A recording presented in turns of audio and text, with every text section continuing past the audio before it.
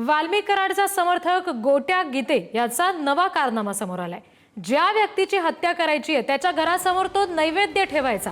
गोट्या गीतेचे दहशत पसरवतानाचे व्हिडिओ सुद्धा व्हायरल झालेले आहेत। गोट्या गीतेवर बीड जिल्ह्यामध्ये अनेक गुन्हे दाखल आहेत। गोट्या गीते महादेव मुंडे हत्या प्रकरणातील संशयित आरोपी आहे।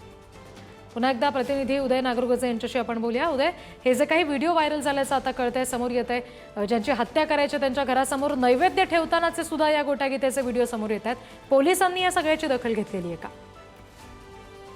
नक्कीच रिद्धी, आपण जर बघितलं तर गोट्या गीते हा सराईत गुन्हेगार म्हणूनच समोर आलेला आहे आणि यापूर्वी त्याच्यावर इतर देखील गुन्हे दाखल झाले आहेत। परळी येथे सातबाई यांना मारहाण झाली होती, त्या प्रकरणात गोट्या गीते आरोपी आहे आणि त्याच प्रकरणात गोट्या गीतेसह त्याचे जे इतर साथीदार आहेत त्यांच्यावर मकोका अंतर्गत कारवाई देखील करण्यात आली आहे। परंतु हा गुन्हा घडल्यापासून गोट्या गीते फरार आहे आणि त्याच्या शोधात पोलीस आहेत। आता सुद्धा आपण जर पाहिलं तर महादेव मुंडे यांचे जे कुटुंबीय आहेत ते वारंवार गोट्या गीतेच्या नावाचा उल्लेख करतात आणि या खून प्रकरणात त्याचा सहभाग असल्याचा देखील ते आरोप करतायत। त्या दिशेने देखील पोलीस तपास करतायत।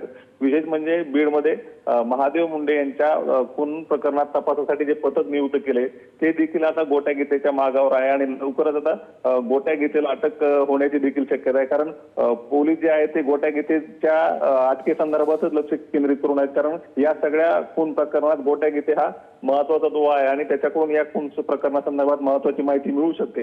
त्यामुळे आता गोट्या गीतेचे इतर गुन्हे तर आहेत, त्याबरोबरच या गुन्ह्यात सहभाग असल्याचा जो संशय तो जो आहे त्या संदर्भात पुरावे हस्तगत करण्यासाठी आणि त्याचा जबाब घेण्यासाठी त्याला अटक करणे गरजेचं असल्याचं पोलिसांनी यापूर्वी बोलून दाखवलंय आणि त्या दिशेने आता प्रयत्न सुरू आहेत। रिद्धी, अगदी धन्यवाद सगळ्या या सविस्तर तपशिलांसाठी उदय।